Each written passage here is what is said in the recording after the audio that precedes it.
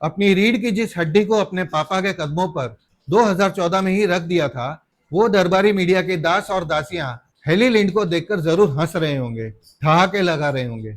Norway की इस journalist heli लिंड को क्या पता था कि वो किनसे सवाल पूछ रही है, जिसने पिछले 12 साल से कभी प्रेस कॉन्फ्रेंस नहीं की हो, जो प्रेस के सवालों से बचते हो, जिन्हें आम कैसे खाना है, चूसकर या काटकर जैसे सवालों से कंफर्ट मिलता हो, जो देश की हालत पर पूछे जाने सवालों से दूर भागते हो। उन्हें ये नादान लड़की ने सवाल कैसे पूछ लिया, ये अपने आप में बहुत बड़ा सवाल है। अरे कम से कम होमवर्क तो कर लिया होता।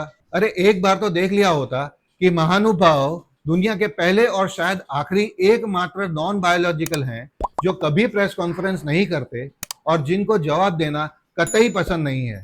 दरबारी मीडिया को सत्ता में आते ही कंट्रोल कर दिया हो, वो भला आपके सवालों का जवाब क्यों और कैसे दे सकते हैं। बहरहाल इस वीडियो के वायरल होते ही राइट विंग के पाले हुए, छोड़े हुए, भौंकने वाले, काटने वाले, भौंकने और काटने वाले दोनों, खुजली वाले, बिना खुजली वाले, रोने वाले, बिना रोने वाले, पूछ वाले, बिना पूछ वाले, रेबीज वाले, बिना रेबीज वालों को सोरोस के नाम की हड्डी का टुकड़ा फेंक कर हेली लिंक के पीछे छोड़ दिया गया।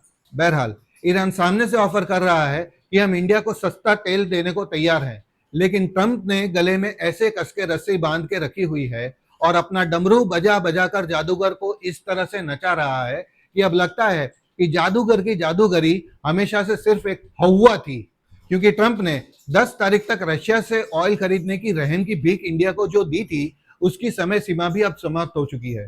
तो नॉन बायोलॉजिकल ना ही रशिया से ऑयल ले सकते हैं, ना ही ईरान से ट्रंप के डर की वजह से, और ना ही तथास्तु बोल के ऑयल और गैस की किल्लत को भर सकते हैं। आर्थिक संकट का काला टीका जो मिडिल क्लास के माथे पे लगाया गया है, उसका सामना करना तो अब मिडिल क्लास को ही करना पड़ेगा, ऐसा लगता है। ये तो शुरुआत है, अभी तबाही बाकी है मेरे दोस्त।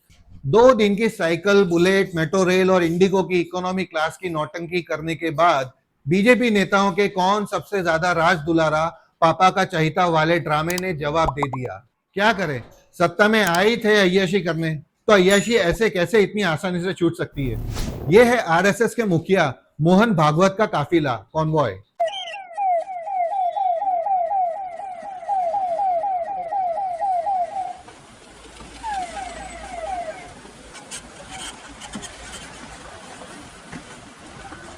जब तक बीजेपी सत्ता में है, आरएसएस मुखिया को पेट्रोल डीजल का ज्ञान कोई नहीं दे सकता, क्योंकि यही अनरजिस्टर्ड और इनफेमस आरएसएस ब्रांड के प्रीमियम प्रोडक्ट खुद प्रधानमंत्री है। तो आखिर क्यों पेट्रोल डीजल की बचत करो, खाने वाला तेल कम खाओ, सोना मत खरीदो, विदेश मत जाओ, मेट्रो में ही सफर करो, कारपूल का यूज करो वाली मनोहर कहानियां के मुंगेरी लाल के हसीन सपने सिर्फ मिडिल क्लास को ही क्यों दिखाए जा रहे हैं। क्या मिडिल क्लास अब कॉकरोच के नाम से ही जाना जाएगा?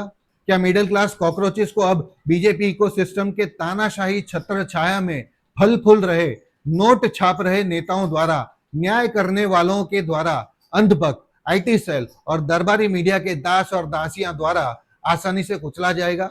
क्या बुलडोजर की हवा मिडिल क्लास कॉकरोचेस को गटर में धकेले जाने के लिए यूज की जाएगी? क्या आप और हम सही में सरकार, उनकी पाली हुई एजेंसियां, कुछ न्यायाधीश और दरबारी मीडिया के दास और दासियां की नजर में एक कॉकरोच बन के ही रह गए हैं?